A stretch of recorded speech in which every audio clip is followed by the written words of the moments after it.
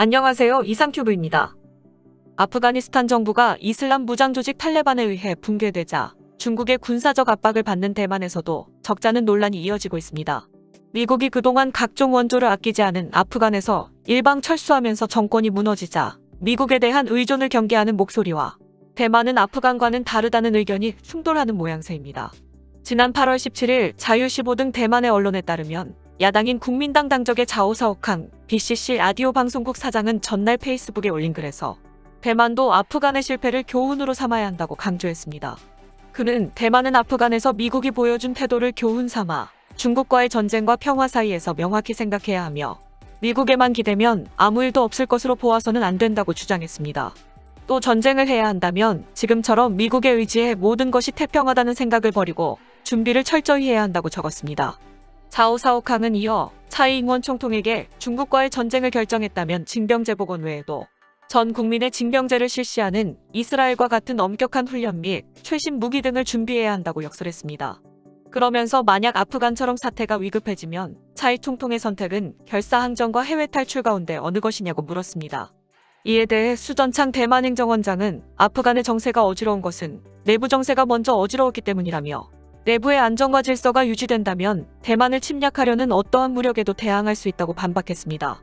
또한 내정이 안정된다면 혼란한 기회를 틈탄 다른 국가의 침략이 없을 것이라고 했습니다.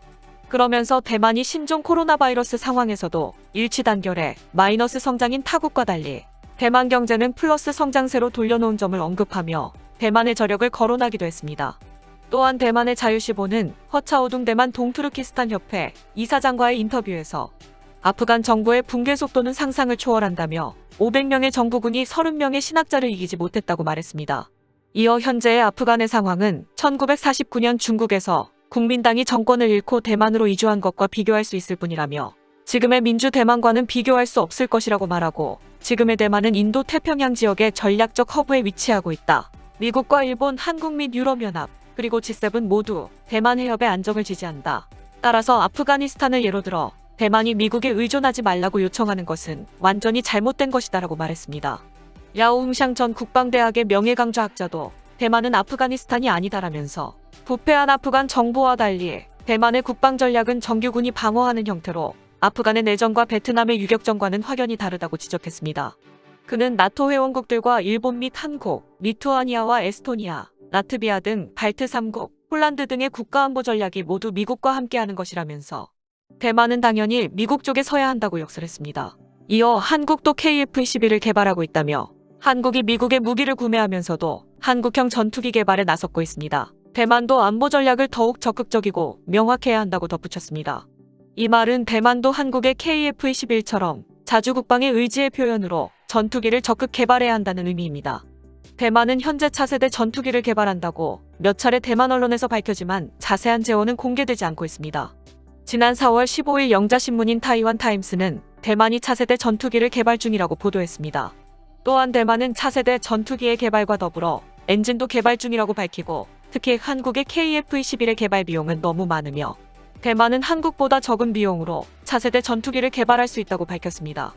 우선 대만의 타이완 타임스가 보도한 내용을 살펴보면 대만의 국립중상과학연구소는 지난 4월 15일에 차세대 전투기 개발 작업이 예정보다 앞당겨 진행되고 있다고 밝혔습니다. 장충정 NCS-IST 원장은 이 연구소가 차세대 전투기에 대한 연구 개발을 진행하고 있다고 확인했습니다. 그는 1단계에서는 전체 설계와 엔진 개발이라는 두 가지 구성 요소가 있으며 두 단계 모두 2024년에 완료될 것이라고 말했습니다. 지난 15일 오전에 개최되었던 외교국방위원회 회의에서 민주진보당의 국회의원인 차이시잉 의원은 군이 차세대 전투기에 대한 연구 개발을 시작했는지 물었으며 이에 대해 장충정 NCS-IST 원장은 항공기를 개발하기 위해 NCS-IST가 첫 번째 단계를 두 개의 프로젝트로 나눴으며 두 프로젝트 모두 일정보다 앞당겨 진행되고 있다고 발언했습니다. 장충정 NCS-IST 원장은 전투기 엔진 개발에 약 88억 대만 달러의 비용을 들여 2024년까지 완료할 수 있을 것으로 예상한다고 밝혔습니다. 그는 또한 24개 핵심 기술을 포함한 전체 설계 작업이 정상적으로 진행되고 있으며 모든 설계 작업은 엔진과 마찬가지로 2024년에 마무리될 예정이며 설계 작업에는 17억 대만 달러가 소요될 것이라고 말했습니다.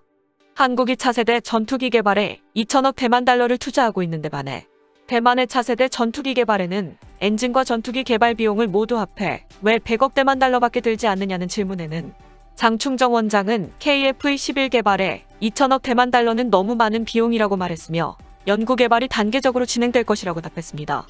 그러자 차이시잉 의원은 국방부가 더 많은 자금을 차세대 전투기 개발에 배정할 수 있는지 물었으며 이에 대해 장재핑 국방부 차관은 차세대 전투기 개발 사업에 대한 지원을 약속했습니다. 대만의 민주진보당의 카이 의원은 며칠 전에 한국은 KF-11 시제기를 발표했는데 몇 세대 전투기입니까? 라는 물음에 장재핑 국방부 차관은 무기가 외부에 장착되어 있어 스텔스 기능에 영향을 미치므로 4.5세대 전투기에 해당합니다라고 답했습니다. 이어 카이 의원이 대만 국방부에 한국의 KF-11의 연구개발 현황을 요청했다고 대만 언론은 보도했습니다. 하지만 대만 내의 다른 언론을 찾아봐도 대만의 차세대 전투기에 대한 정확한 스펙은 보도되지 않고 있으며 대만의 언론사에 따라 대만이 개발할 차세대 전투기에는 스텔스 기능이 있다라는 매체와 스텔스 기능이 없다라는 매체로도 나뉘고 있습니다. 따라서 대만 언론이 보도하고 있는 것처럼 막대한 비용이 들어가는 전투기 개발에 3,900억 원으로 어떻게 전투기와 엔진까지 개발할 수 있는지는 의문입니다. 이런 의문에 대해서 대만의 매체도 한국과 비교해 대만의 차세대 전투기 개발에는 비용이 너무 적게 든다는 반응입니다. 대만의 차이나타임스는 KF-11은 한국과 인도네시아가 개발한 최초의 자체 개발 전투기이며 한국의 방위사업청과 한국항공우주산업이 2016년에 본격적으로 전투기를 개발하기 시작하여 시제기를 제작하는데 5년이 걸렸다고 말하며 KF-11의 총 지출액은 18조 원이며 연구개발 비용만 8.6조 원이 들었는데 대만과 학원의 전투기 개발 예산은 엔진과 전투기 개발을 모두 합해 100억 대만 달러에 불과하다고 지적했습니다. 모두 알다시피 대만은 1980년대 미국 기업과 협력해 FCK-1 경국 전투기를 개발했으며 31년이 지난 지금도 경국 전투기의 업그레이드를 실시한 FCK-1CD와 같은 전투기를 기반으로 고등 훈련기 T5의 개발을 진행하고 있습니다. 또한 2019년경에는 T5를 기반으로 한 경전투기 개발 계획이 있다라고 보도된 바 있습니다. 실제로 현재 대만이 개발 중인 고등훈련기 T5는 전투기에 필요한 항공전자와 무기를 탑재할 수 있는 공간이 미리 확보되어 있으며 따라서 유사시에는 실제 전투에서도 사용할 수 있는 전투기로 언제나 전환 가능하다고 현지 언론은 주장하고 있습니다. 더불어 대만은 T5 고등훈련기를 기반으로 경공격기로 사용될 수 있는 AT5를 개발 중에 있습니다. AT5 프로젝트는 대만 공군의 AT3와 FOEF 전투기를 대체하기 위한 22억 달러 규모의 프로그램입니다. AT5는 경국 전투기의 2인승 버전을 기반으로 하여 외부 모습은 많이 흡사합니다. 하지만 경국과 비교하면 고급 복합 재료 및 항공 전자장비를 포함한 약 80%의 새로운 구성 요소를 갖추고 있다고 합니다. 또한 사이즈가 약간 커졌으며 따라서 연료 용량이 경국 전투기보다 늘어났습니다. 경국 전투기에는 F터버너가 있는 하니웰의 F125 엔진이 장착된 반면 AT5는 F터버너가 없는 하니웰의 F124 터보팬 엔진 2기를 장착하고 있습니다. 하지만 대만의 중산과학연구소가 밝힌 차세대 전투기 개발 계획에는 새로운 엔진에 대한 개발도 포함하고 있기 때문에 하니웰 엔진의 F124에 의존한 경국 전투기나 T5의 베이스가 아닌 대만산 엔진을 장착한 완전히 새로운 전투기 개발을 시사하고 있을 수도 있습니다. 아직 대만의 차세대 전투기에 관한 구체적인 내용은 밝혀지지 않고 있지만 대만은 자국의 전투기에 장착할 수 있는 100km의 사거리를 가진 천검투 공대공 미사일을 개발했고 작년에는 240km의 사거리를 가진 완첸 크루즈 미사일을 개발하여 경국 전투기에 탑재했습니다. 반도체 강국인 대만은 또한 소자의 질화갈륨을 사용한 항공기용 A사 레이더도 개발하고 있습니다. 하지만 이러한 대만의 노력에도 불구하고 아직 불분명한 개발 일정과 제대로 개발을 시작했을 시 투입될 막대한 예산과 인력, 그리고 대만이 해결하지 못하는 기술적 난제에 대해 외국 업체들의 협력을 받아야 하는데 아무리 미국이 지원해줘도 대만 스스로가 어느 정도 수준의 기술과 예산을 확보하지 못하는 한 그다지 전망은 밝아 보이지 않습니다. 이에 대해 미국의 포브스지도 대만의 차세대 전투기 개발에 대해 혹평하고 있습니다. 포브스지에 따르면 2016년에 대만 공군의 브리핑 스크린샷이 온라인에 유포되었다면서 스크린샷에는 경국 전투기의 기수와 조종석을 미라지 2000의 꼬리 없는 델타 날개와 결합한 것으로 보이는 전투기 개념의 렌더링이라고 밝혔습니다. 이어 대만은 중국과의 전쟁이 발발하면 5분 만에 지상에서 전투기가 폭발할 것이다라는 것을 알기 때문에 대만이 수십억 달러를 투자해야 하는 전투기 개발에 나서기는 어려울 것이라고 전망했습니다.